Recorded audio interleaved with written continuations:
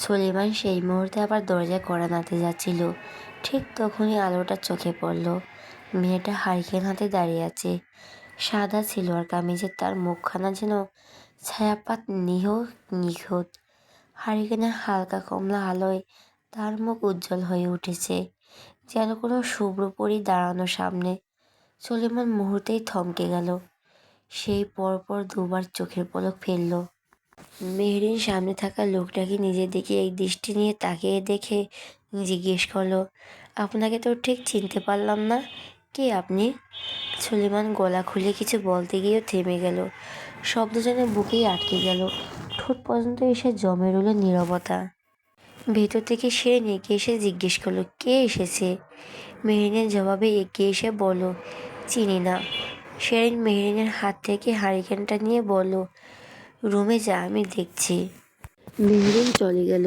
শিরিন দরজার কাছটা এসে সামনে তাকাতেই সুলেমানকে দেখে চমকালো। দরজাটার সামনে থেকে সরে বলল, ভাইয়া আপনি? আসুন, ভেতরে আসুন। সুলেমান ভেতরে ঢুকলো। শিরিন মাকে ডেকে বলল, মা বাহিরে এসো তাড়াতাড়ি, সুলেমান ভাইয়া এসেছে। রুমের ভেতর থেকে সানজিদা বেগম বেরিয়ে আসলেন। মেহরিন বরফের মতো জমে গেল নামটা শুনে। সুলেমান? ওটা তার স্বামীর নাম? তার মানে ওটা উনি ছিল। আল্লাহ, সে তো অপরিচিত ভেবে ওভাবে কথা বলে ফেলছে। এখন কি হবে? তবে তার স্বামী তো সুন্দর। মেহরিন বিড়বিড় করে উচ্চারণ করলো, মাশাআল্লাহ। মেহরিনের রুমে ভেজা শরীরে বসে আছে সুলেমান। সাজিদা বেগম স্বামীকে তাড়াতাড়ি বাড়ি ফিরতে বলেছে ফোন করে। তার মেয়ের জামাই এসেছে বলে। পুরো বাড়ি এখন বিদ্যুৎবিহীন।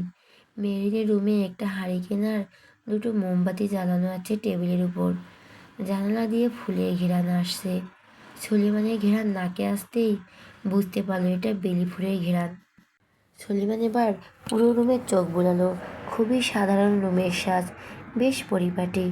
রুমে আসবার বলতে একটা খাট, ড্রেসিং টেবিল, ওয়ার্ড্রোব, পড়ার টেবিল আর একটা চেয়ার, ব্যাস। পড়ার টেবিল জুড়ে একাডেমির নন একাডেমির বই দিয়ে ভরা। সুলেমান এগিয়ে গেল টেবিলের দিকে। বেশিরভাগ হুমায়ুন আহমেদের বই আর বিভূতিভূষণ মানিক বন্দ্যোপাধ্যায় বই আছে কিছু। বই পড়ুয়া এই মেয়ে, সেই জন্য ফোনে এত ম্যাচিউর কথা শুনেছিল। মেহরিন এখনো মায়ের রুমে দাঁড়িয়ে আছে, লজ্জায় সামনে যায়নি সুলেমানের। সাজেদা বেগম মেয়ের হাতে সাদা লুঙ্গি আর সাদা পাঞ্জাবি ধরিয়ে দিলেন। নতুন লুঙ্গি আর পাঞ্জাবি এটা। মোতালেব ভূঁইয়া কেনার পর একদিনও পরেনি।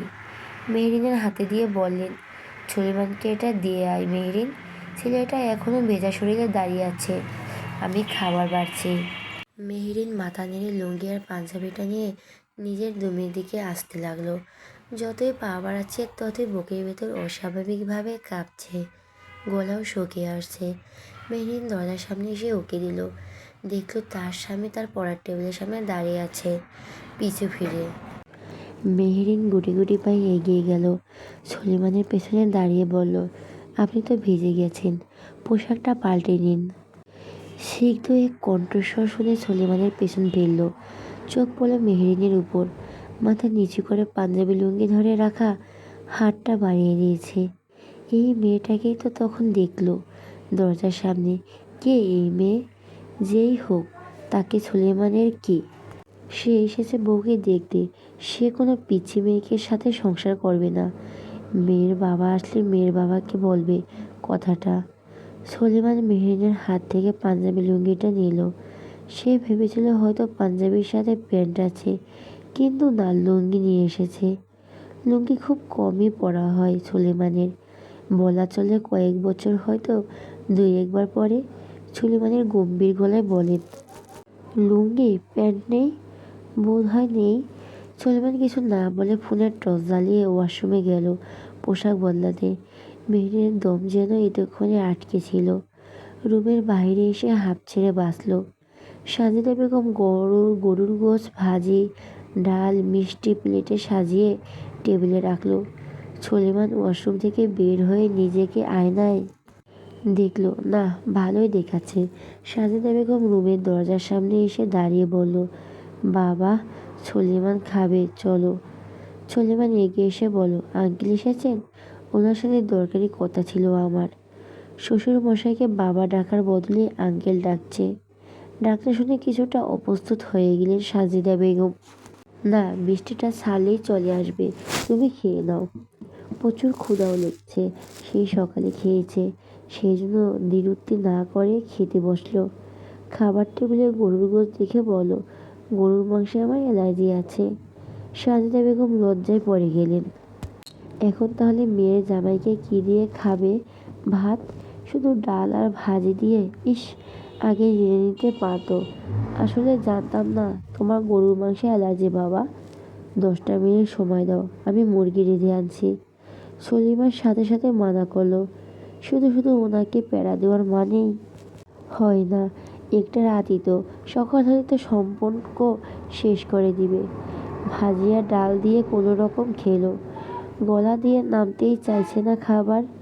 জোর করে খেলো কয়েক লোকমা, মুখের এক্সপ্রেশনটা স্বাভাবিক রাখতে। অথচ মুখের ভিতর এক প্রকার যুদ্ধ করেই খেলো খাবারটা। সাধারণত এরকম দুপুর ছাড়া সলেমান ভাত খায় না, তাও অল্প পরিসরে ভাত খায়। খাওয়া দাওয়ার ব্যাপারে বেশ বাছাই করে খায় সলেমান। খাওয়া শেষে সলেমান হাত ধুয়ে উঠে দাঁড়ালো। শেরিন বলল, ভাইয়া আপনি রুমে যান। ভাইয়া আপনি রুমে যান, আমি মেহরিনকে পাঠিয়ে দিচ্ছি।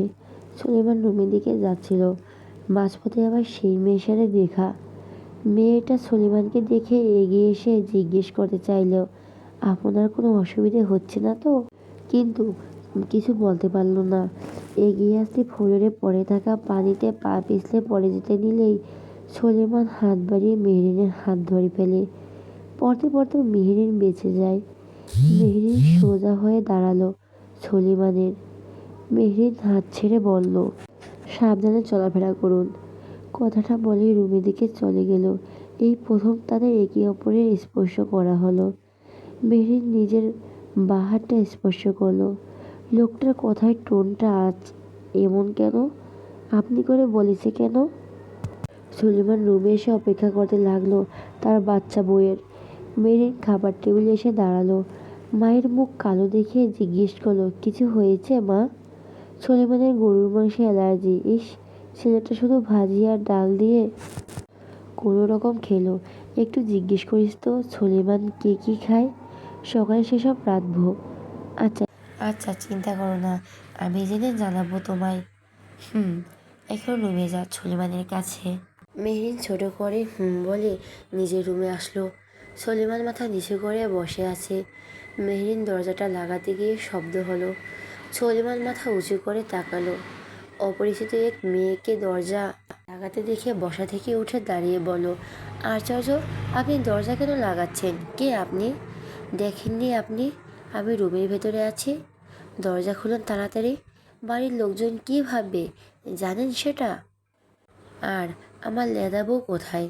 ডেকে আনুন তাকে।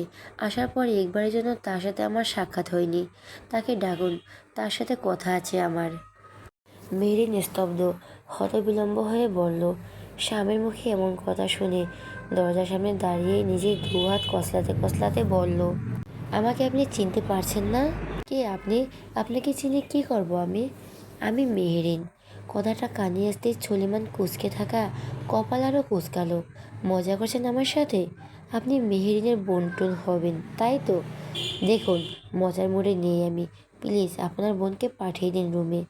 মজা কেন করব আমি? আমি মেহেরিন। আপনি চিনছেন না কেন আমায়? আপনি কি করে মেহেরিন হতে পারেন? আমার বিয়ে তো অন্য এক মেয়ের সাথে হয়েছে। দেখি সরুন তো, রুমের দরজা খুলতে দিন। সুলেমান দরজা খুলে বাইরে আসলো। শেরিন বসার ঘরেই ছিল।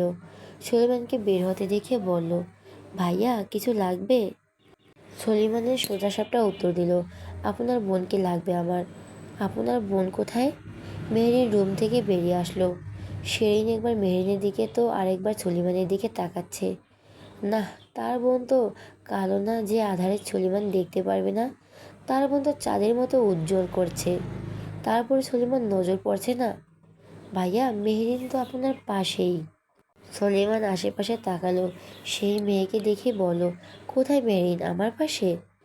শেরিন মেহরিনের বাহু ধরে সামনে এনে বলল, এই যে মেহরিন, দেখতে পাচ্ছেন ওকে? সুলিমান বুঝতে পারছে না এই মেয়েকে কেন মেহরিন বলা হচ্ছে। ও মেহেরিন? আপনি কি বিয়ের আগে দেখেননি মেহেরিনকে? দেখেছিলাম তো, কিন্তু তখনকার মেহেরিন আর এখনকার মেহেরিনের তো কোনো মিল নেই। এক মিনিট, সেদিন যে শাড়ি নিতে যাকে পাঠানো হয়েছিল সে কে ছিল তাহলে? মেহেরিন জিজ্ঞেস করলো। কোন শাড়ি? বিয়ের শাড়ি। শেরিন বলল। ওটা তো উর্মি ছিল ভাইয়া, মেহরিনের বান্ধবী। সুলিমান যে এখন সিচুয়েশনে পড়বে তা কল্পনা করতে পারেনি। এতদিন ধরে যাকে বউ ভেবে এসেছে সেটা বউয়ের বান্ধবী ছিল। কেন সেদিন বইয়ের ছবি দেখালো না? ঢং করে বলেছিল দেখা লাগবে না। সেদিন দেখলে তো আর আজকে এমন বাজে সিচুয়েশনে পড়তে হতো না। কি লজ্জার বিষয়, স্বামী তার বউকে চিনতে পারেনি। সলিমান চুপচাপ রুমে ঢুকে পড়ল। তার মুখে কোনো শব্দ নেই, মনে যেন শত শব্দের কোলাহল। মেহরিন শেরিনকে দেখিয়ে বলে রুমে আসলো। ভাগ্যিস সাজিদা বেগম তার রুমের ভেতরেই ছিল। সলিমান রুমাইসাকে হোয়াটসঅ্যাপে নক দিল, মেসেজ দিয়ে বলল মেহরিনের ছবি থাকলে একটা ছবি পাঠাতো। রুমাইসা ভাইয়ার মেসেজ পেয়ে মেহরিনের সাথে তোলা বিয়ের ছবি আর বাড়িতে তোলা ছবি দুটোই পাঠালো। সলিমান দেখলো কত বড় বেকুব সে। রাজনীতির মাঠে কখন ঘোল না খেলেও বউকে নিয়ে ঠিকই ঘোল খেয়ে দিল। মেহরিন এগিয়ে আসতে সলিমান দম নিয়ে বলল, I am extremely sorry for everything. আসলে আমি এতদিন ধরে তোমার বান্ধবীকে I am really very sorry. Mehreen অনুভূতিটা বলে বোঝানোর মতো না। প্রথম দেখাতে স্বামীর মুখে শুনতে হচ্ছে তার প্রাণপ্রিয় বান্ধবীকে তার স্বামী বউ ভেবে এসেছে। ঘটনাটা অ্যাক্সিডেন্টলি হলেও এর প্রভাবটা মারাত্মক লাগলো মেহরিনের। এক বুক বিষাদ দিয়েও মেহরিন স্মিত হেসে বলল, জি বুঝতে পেরেছি। সলিমানের মনে হলো মেহরিন সহজভাবে নেয়নি বিষয়টা। সেই জন্য মেহরিনের হাত ধরে বিছানার উপর বসিয়ে বলল, জানি বিষয়টা সহজভাবে নাওনি। আমি বলছি না সহজভাবে নিতে। আসলে সেদিন তোমার আম্মু বলেছিল মেহরিনকে পাঠাচ্ছি, তো আমি ভেবেছি ওটাই তাহলে মেহরিন। এখানে আমার নিজেরও তো কোনো ভুল দেখছি না আমি। মেহরিন চুপচাপ শুনল কথাগুলো। সলিমান তাকিয়ে আছে মেহরিনের মুখের দিকে। সে তো এসেছিল বউ তালাক দিতে, কিন্তু এখন তো দেখছি বই তো পাল্টে গেছে তার। কিভাবে যেন মনের ডিকশনারি থেকে তালাক নাম একটা শব্দ মুছে গেল। খানিকের জন্য নাকি পার্মানেন্ট সেটাও মনে করার প্রয়োজন বোধ করলো না। বয়স কত তোমার? মেহরিনের ভাবনায় ছিল, তাই কথাটা মস্তিষ্ক অবধি পৌঁছায়নি। সেই জন্য জিজ্ঞেস করলো, জি তোমার বয়স কত? 17 বছর। আমি তোমার থেকে কত বছরের বড় জানো? হুম। কত বছর? কত বলো? 15 বছরের। তাহলে ভাবতে পারছো তুমি আমার চেয়ে কত ছোট। তুমি নিতান্ত একটা ছোট্ট পিচ্চি বাচ্চা মেয়ে মেহরিন। তোমার বাবা তোমাকে বিয়ে দিল কেন? তোমার এখন পড়াশোনা করার বয়স, বাড়তি উড়ন্ত বয়স। উঠতে না দিলে তোমাকে বিয়ে দিয়ে শিকলে বেঁধে দিল। যদি বিয়ের আগে জানতাম আমি বাল্যবিবাহ করতে যাচ্ছি তাহলে তাহলে কি বিয়েটা করতেন না? ঠিক বলেছ, একদমই বিয়েটা করতাম না। আজ জানলাম আমি এক পিচ্ছিল লেদাবো মেয়েকে বিয়ে করেছি। ঠিক সময় বিয়ে করলে তোমার মতন একটা বাচ্চা থাকতো আমার। মেহরিনের মুখটা চুপসে গেল বাচ্চা লেদা শব্দ শুনলো শুনে। তার কাছে তো বয়স ডাজেন্ট ম্যাটার। আর উনি কথায় কথায় সে কথাগুলো বলছে। বিয়েটা তো হয়েই গেছে, এখন তাহলে কি করতে চাচ্ছেন? সলিমান ভেবে বলো, আজ একটা জিনিস ভেবে এসেছিলাম বুঝলে তো, কিন্তু মনে হচ্ছে না সেটা কার্যকর হবে না, তাই সেটা আপাতত ভাবছি না আর। কিন্তু অন্য একটা কথা ভাবছি। কী কথা? পড়াশোনা করার ইচ্ছে আছে? জি, কলেজে ভর্তি করিয়ে দেওয়া হবে। মন দিয়ে পড়াশোনা করো, তারপর দেখছি কী করা যায় তোমার সাথে। নিজেকে দিয়ে একটা কথা আজ ভীষণ মানালাম বুঝলে মেহেরিন। কি সেটা? এতদিন শুনেছি বুড়ো বয়সে বিয়ে করলে কচি সুন্দর মেয়ে কপালে জুটে। দেখো আমাকে দিয়ে সেটাই আজ প্রমাণ পেলাম। আমি এক বুড়ো বেটা, পেলাম কচি বাচ্চা বউ। স্যাহ, কি কপাল আমার। লোকে বলবে আমি এক এমপি হয়ে বাচ্চা বিয়ে করেছি। বিয়েই তো করেছেন, অপরাধ তো করা হয়নি। আমার কাছে এটা অপরাধী। আমি সবাইকে জ্ঞান দিই যে বাল্যবিবাহ যেখানে দেখবো সেখানেই রুখে দাঁড়াবো। তাহলে ভাবতে পারছো কত বড় বেইমানি করেছি আমি। আমি আশ্চর্য হচ্ছি আমার বিয়েতে কেউ কোনো রুখে দাঁড়ালো না। এখন আর এসব বলে কি হবে? আমি তো মেনে নিয়েছি, কিন্তু আমি মানতে পারছি না, বুঝলে? আমার একটা সামাজিক অবস্থান আছে। ঢাকায় কারো কানে এসব গেলে এটা নিয়ে নিউজ হবে। আর আমি টোটালি চাই না এসব। কাল সকালে আমি ঢাকা ব্যাক যাব। তুমি এখানে থাকতে পারো, আবারও বাড়িতেও থাকতে পারো, তোমার ইচ্ছে। কালই চলে যাবেন? জি, কালই। বাচ্চা বউয়ের সাথে সংসার করার ইচ্ছে নাই। তুমি পড়াশোনা করে বড় হও আগে, তারপর। কত বড় হতে হবে? তুমি এখন আমার হাত বরাবর, কাঁধ বরাবর হও আগে। মনে হয় না আর লম্বা হবে। তাহলে শোনো মেয়ে, তোমাকে আমি স্বাধীনতা দিব। তোমার উড়ন্ত বয়স, কদিন গেলেই মনে হবে তুমি আমার সাথে আর থাকতে পারবে না। এই বয়সে আজ একে তো কাল আরেকজনকে পছন্দ হয়ে যায়। প্রেম করার বয়স তোমার। বাপ তোমার বিয়ে দিয়ে বসে আছে। শোনো, একদম ভয় পাবা না। এই বয়সে যদি তোমার মনে প্রেম আসে, সেটা অস্বাভাবিক কিছু না। এটা তোমার বয়সের অধিকার। তোমার যদি কখনো কাউকে পছন্দ হয়, নির্দ্বিধায় আমাকে বলবে। আমি নিজ দায়িত্বে তোমার বিয়ে দিব তার সাথে। মেহরিন বাকরুদ্ধ হয়ে গেল স্বামীর মুখে এহেন কথা শুনে। কি বলবে সে? নিজের বউকে আবার বিয়ে দিবে, এই স্বাধীনতা তো মেহরিন চায়নি। কান্না পেয়ে গেল মেহরিনের। সুলেমান ফোনের দিকে তাকিয়ে দেখলো তার চাচা ফোন করেছে। ফোনটা কেটে বলো, ঘুমাবে তো? হুম, ঘুমাও। সুলেমান বসা থেকে উঠে দাঁড়ালো। মেহরিন সেটা দেখে বলো, আপনি কোথায় যাচ্ছেন? আমি একটু আসছি। সুলেমান ব্যালকনিতে চলে আসলো। চাচাকে কল ব্যাক করলো। ওপাশ থেকে বাশা সুলতান বলল, কত দূর? ব্যবস্থা হবে তো? ঢাকায় ফিরে জানাচ্ছি। সুলেমান ফোনটা কেটে দিয়ে ধীরে পায়ে রুমে ঢুকলো। ভেতরে আসতেই চোখ গেল বিছানা দেখে। মেহরিন ঘুমিয়ে পড়েছে। সাদামাটা এক পজিশনে শরীরটা গুটিয়ে রেখেছে। আলো আঁধারে এই ঘরে মেয়েটাকে এক অদ্ভুত শান্ত নরম ছায়ার মতো লাগছে। প্রথম দেখায় এক প্রকার মুগ্ধ হলেও তা গুরুত্ব দেয়নি খুব একটা। কিন্তু অস্বীকার করার উপায় নেই, মেয়েটা সত্যি সুন্দর, ভীষণভাবে সুন্দর। তবে তার চেয়েও যেটা সুলেমানকে ভাবায় তা হলো নিজের ভিতরের দ্বন্দ্ব। মনের কোণে এখনও এরকম শূন্যতা, এক ধরনের অনাগ্রহ জমে আছে সংসার নিয়ে, এই সম্পর্ক নিয়ে। মেহরিন এখনও কিশোরী মনের অধিকারিণী। বয়সের টিএনজি পার করেছে ঠিকই, কিন্তু আবেগ আর বাস্তবতা ভারসাম্য করার বয়স এটা নয়। আজ সে আবেগে ডুবে সুলেমানের পাশে থাকতে চাইছে, কিন্তু কদিন পর, হয়তো কয়েক মাস বা বছর পর, যখন বাস্তব জীবনের রুক্ষতা তাকে ছুঁয়ে যাবে, তখন তার বিবেক প্রশ্ন তুলবে। তখন মেহরিনের মনে হবে সে ভুল করেছে। মেয়েটা এখনও বাচ্চা এবং সে তার মতোই একজন মানুষের সাথে সংসার করার অধিকার রাখে। বছর গেলে সুলেমানের বয়স আরও বাড়বে। তখন মেহরিন যৌবনে পদার্পণ করবে, তার চাহিদা আকাঙ্ক্ষা বাড়বে। মেহরিন এখন একজন পূর্ণবয়স্ক মানুষের সঙ্গে জীবন কাটানোর মতো মানসিক পরিপক্কতায় পৌঁছায়নি। সুলেমান এসে পাশে শুয়ে পড়ল উল্টো দিক ফিরে। মেহরিন তাকালো। সুলেমান বুঝলো মেহরিন জেগে আছে, আর তাকিয়েও আছে তার দিকে। সেই জন্য না ঘুরেই বলো, না ঘুমিয়ে জেগে থাকার কোনো মানেই হয় না। আমি তো সময় দিয়েছি তোমায়, ইন্টার পাশ করো আগে। এখন সংসার করার জন্য অনুপযোগী তুমি। একটু পরিপক্ক হও, বাস্তবতা বুঝো। আমাকে সামলানো তোমার মতো বাচ্চা মেয়ের পক্ষে একেবারেই সম্ভব নয়। আমি অপেক্ষা করতে পারলে আশা করি তুমিও পারবে।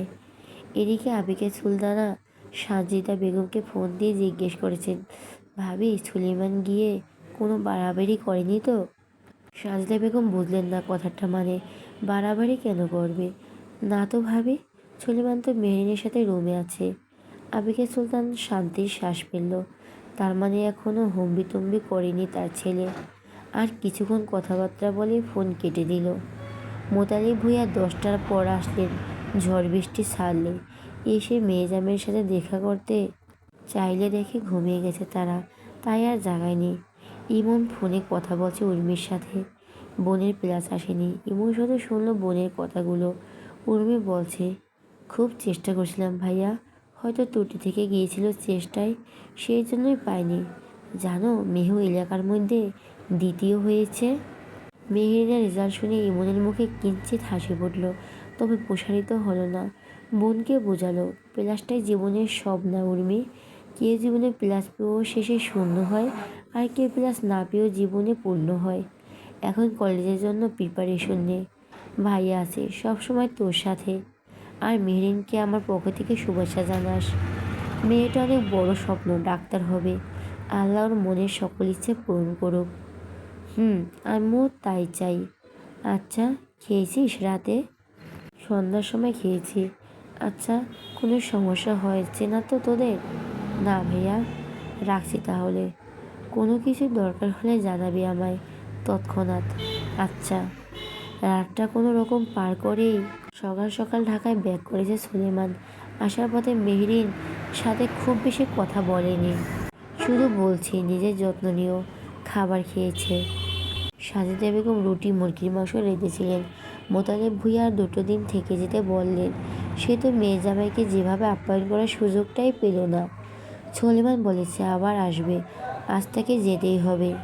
মেহরিনের ভীষণ মন খারাপ হলো সুলেমানের চলে যাওয়ায়। মেহরিন তপ্ত শ্বাস পেল। কথাগুলো খুব একটা মন্দ বলেনি তিনি। মেহরিনকে পড়াশোনার ফোকাস হতে হবে। ইন্টার লাইফটা হেলাফেলা করলে মেডিকেলের চান্স পাবে কে করে? সুলেমান ঢাকায় ফিরতে আগে দেখা হলো চাচার সাথে। তার চাচা ক্লাবের কক্ষে অপেক্ষা করছিল তার। সুলেমান গায়ে এলিয়ে দিয়ে চেয়ার টেনে বসে বলল, কিছু বলবে নাকি? এটা কি করলি তুই? তোকে বলছিলাম। সুলেমান গম্ভীর গলায় বলল, হবে না, অন্য কোথাও থেকে ব্যবস্থা করো। আর তা না পারলে ডাবল টাকা দিয়ে দাও সেই ক্ষতিপূরণের। মাথা ঠিক আছে তোর? কথা কিন্তু এটা ছিল না সুলেমান। কথা যেটাই থাকুক শুরুতে, এখন যেটা বলছি সেটাই ফাইনাল। শ্বশুরবাড়ি থেকে ফিরছি, ডিস্টার্ব করো না। বইয়ের রেশ এখনো মাথা থেকে বের হয়নি। বহুত কষ্টে নিজেকে সামলিয়ে নিয়ে এসেছি। মা এই তো দিনে একটা ভালো কাজ করেছে আমার বিয়ে দিয়ে। কথা ছিল গিয়ে তালাক দিব, উল্টো উল্টো কি বউ দেখে ফিদা হয়ে গেছিস? বিষয়টা হয়তো তেমনই, যদিও মেয়ের বয়স কম। তবে 2 বছর অপেক্ষা করতে তেমন একটা কষ্ট হবে না, তাই না চাচা? বাদশা সুলতান বিরক্ত হলো। বউ পাগল হয়ে ফিরলি শেষমেশ। বিয়েই তো করতে চাসনি, শেষ পর্যন্ত তো করেই ফেললাম। আর করেই তো ফেঁসে গেলাম। তালাকের কি হলো? আপাতত ভাবছি না এটা নিয়ে। যদি ভাবার প্রয়োজন হয় তাহলে আবার ভাববো। যা ইচ্ছে হয় তাই কর, আমি গেলাম। এক দেখাতেই এত বউ পাগল কে হয়?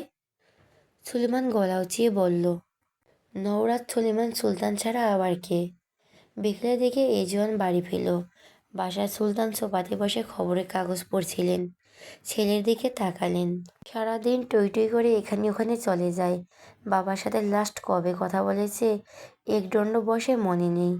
বাসার সুলতান খবরের কাগজটা রেখে ছেলেকে ডেকে বলল, এজন সারাদিন কই থাকিস? তুই ঘরে থাকতে পারিস না? এজন পিছু ফিরে বাবার দিকে তাকিয়ে বলল, ঘরে কি এমন আছে যেটা লোভে আমি ঘরে থাকবো? তো কি সারাদিন এভাবে টই টই করে ঘুরবি? তোর বের হবার কথা শুধু রাতে, তুই দিনেও বের হচ্ছিস। আমার পেছন লাগলে কেন আজ? আমাকে আমার মতো থাকতে দাও। আমি নিজেকে নিজের মতো গুছিয়ে নিয়েছি। তোর ভাই শ্বশুরবাড়ি থেকে ফিরে পাল্টে গেছে। কেমন পাল্টে গেছে? বউ পাগল হয়ে গেছে। এতে তোমার হিংসে হওয়ার কারণ কি বুঝলাম না। বউ পাগল হবে না তো কি হবে? এখন আমাকেও বিয়ে দিয়ে দাও, বউ পাগল হয়ে যাই ভাইজানের মতন। তোমার একা লাগলে বলো, বাপ বেটা তাহলে একই দিনে বিয়ে করে ফেলি, কি বলো? মেয়ে দেখবো তোমার জন্য, তাহলে আর মিঙ্গেলদের দেখে তোমার হিংসে করবে না। বাসার সুলতান রেগে গেলেন। হারামজাদা, হতচ্ছাড়া বাপকে বিয়ে দিতে চাচ্ছিস তুই? পেটে শত্রু কোথাকার। ভুল বললে কথাটা। তোমার পেটে হইনি আমি, তোমার বইয়ের পেটে হয়েছি। দিনটা শুক্রবার, জুলাই মাসের 3 তারিখ। সকালে ব্রেকফাস্ট করছে সুলতান নিবাসের লোকজন। সুলেমান একবার চাচার দিকে তাকালো। তার চাচার মুখটা কালো দেখে বলল, 28 দিন পর কোরবানি ঈদ, চাচা খেয়াল আছে সে কথা? বাদশা সুলতান মুখ গোমড়া করে খেতে খেতে বলল, আমার মনে আছে, তোরই মনে নেই। সুলেমান কফির মুখে চুমুক দিয়ে বলো, মনে না থাকলে বলছি কিভাবে? আর এমন পানসে মুখে কথা বলছো কেন? কোনো রস টস নেই কথায়। পাশ থেকে এজন টেবিল থেকে আপেল তুলে নিয়ে বলল, বাবার মুখে রস কিভাবে থাকবে ভাইজান? তার জীবনের তো রস নেই। যৌবনকালের সব রস ফুরিয়ে গেছে। এখন তো বুড়ো হচ্ছে তো। দেখছো না দাড়ি চুল সাদা হয়ে গেছে? বাসার সুলতান নিজের চুলদাড়িতে হাত বুলিয়ে বলল, সেদিন না কলপ লাগালাম। হেরে এইজন কলপটা কি উঠে গেছে? শাক দিয়ে কি আর মাছ ঢাকা যায় বাবা? যায় না তো। তেমনি তোমার পাকা চুলও ঢাকা যাবে না। ফেক মানুষ কোথাকার। তো কি করব, পাকা চুল দাঁড়িয়ে নিয়ে চলাফেরা করলে লোকজনের মাঝে? লোকে আমাকে বুড়ো ভাববে। রেগে বলল বাসার সুলতান। এজোয়ান বাঁকা চোখে তাকিয়ে বলল, তো তুমি কোথাকার কোন যুবক যে লোকে তোমাকে হ্যান্ডসাম হিরো ভাববে? আয়নার সামনে দাঁড়িয়ে দেখো বয়স কত তোমার। এক পা তো কবরে চলে যাওয়ার দিকে, আরেক পা আমার ঘাড়ে দিয়ে বসে আছো। বাসার সুলতান ছেলের এহেন কথাই রেগে গেল। সুলেমানের দিকে তাকিয়ে বলো, দেখছিস তোর ভাই আমার সাথে কিভাবে কথা বলে? আমি ওর চেয়ে সুন্দর হ্যান্ডসাম বলে আমাকে হিংসে করছে। এজওয়ান হো হো করে হেসে ফেলল। সিরিয়াসলি? সিরিয়াসলি আমি করব তোমাকে হিংসে বাবা? তা কি নিয়ে হিংসে করব? তোমার পাকা চুলদাড়ি নিয়ে? Nice jokes. তোমার চেয়ে বেশি হ্যান্ডসাম ড্রেসিং আমি এজওয়ান। বরং তুমি আমাকে হিংসে করো। তুমি জেলাচ আমাকে নিয়ে, আমার ইয়াংনেস নিয়ে। ছি বাবা ছি, নিজের ছেলেকে তুমি হিংসে করো বুড়ো বয়সে? তোমার চেয়ে চাচাই বেশি ইয়াং। সে বললে তাও মানাতো। দেখ এজওয়ান, একদম বুড়ো বলবি না আমাকে, বলে রাখলাম। বুড়ো কে? বুড়ো বলবো না তো কে বলবো? খারাপ হয়ে যাবে কিন্তু, বলে রাখলাম। সুলেমান বিরক্ত হলো ভাই আর চাচার এহেন কথায়। ধমক দিয়ে বলো, আহ থামবে তোমরা? কি বাচ্চাদের মতো ঝগড়া করছো বলো তো? আর চাচা নিজেকে খোকা বাবা বাদ দাও। আর এজওয়ান তুই চাচাকে খেপানো বাদ দে। বাসার সুলতানের চোখে মুখে রাগ স্পষ্ট হলো। সলিমানের ইনিয়ে বিনিয়ে এজওয়ানকে সমর্থ করে ইনডাইরেক্টলি বুঝালো বাসার সুলতান বুড়ো। শোনো চাচা, যে কথা বলা, গরুগুলোকে ঠিকমতো পৌঁছে দিবে কিন্তু ঈদের আগে। যে একটা বাদ ছিল সেটা পেয়েছো? বাসার সুলতান ছোট্ট করে বলো, গুড। ওনাদের 16টা গরু দরকার ছিল। এখন যেহেতু 16টাই আছে খামারে, তাহলে খাইয়ে দাইয়ে মোটা তাজা করে পাঠিয়ে ঈদের আগে। ওনারা তো হাটে নিবে গরুগুলো। আচ্ছা, আর তোর কাছে থাকা সুলেমান অদ্ভুত এক দৃষ্টি তাক করলো চাচার দিকে। ওটা আমার গরু, এখনো বাচ্চা। বড় হোক ওটাকে আমি কোরবানি দিব। চোখ তুলেও তাকাবে না ওই গরুর দিকে। ওটা সুলতান বিলাই থাকবে। ঈদে কি বাড়িতে থাকবি? আমি একা না, তোমরাও থাকবে। এজন উঠতে উঠতে বলল, আমি যেতে পারবো না ভাই। গ্রামের ট্রামের পরিবেশ বোরিং লাগে। বাসার সুলতান রেগে বলল, তো তুই কি ঢাকায় থাকবি এর ওর পাছায় বাঁশ ঢোকানোর জন্য? এজন নাক ছিটকিয়ে বলল, ছি, কি ভাষায় অধপতন তোমার? তোমার বাবা কি তোমার স্কুল কলেজে পড়ায়নি নাকি? ছেলের সাথে এভাবে কেউ কথা বলে? ওরে আমার সোনার চান্দু, পিতলা ঘুঘু, জান বাচ্চাটা, আসো তোমাকে কোলে নিয়ে ঘুরি। এজন যেতে যেতে বলো, দরকার নেই, কোলে তো নিতেই পারবে না, উল্টো ফেলে দিয়ে আমার কোমর ভেঙে দিবে। যাচ্ছিসটা কোথায়? দেখি কোথায় যাওয়া যায়। আসছি, বাসায় পেলে আবার ঝগড়া হবে। এইজন চলে গেল। বাড়ি থেকে বের হয়ে বাহাদুরকে কল দিয়ে আসতে বলো। বাহাদুর রেজওয়ানের হুকুম পেয়ে চলে আসলো। বাহাদুর গাড়ি নিয়ে সুলেমানের বাড়ির সামনে আসে। এজন গাড়িতে উঠে বসলো। বাহাদুর জিজ্ঞেস করলো, কোথায় যাবে? কোথাও না। তাহলে ডাকলি কেন? ঘুরতে। কোথায় ঘুরবি? জানি না। কোন বাল জানিস তাহলে? বেয়াদব, অশ্লীল বেটা, গাড়ি চালা। সোজা যেতে থাকবি, শুধু সীমানা নাই, না সীমাহীন।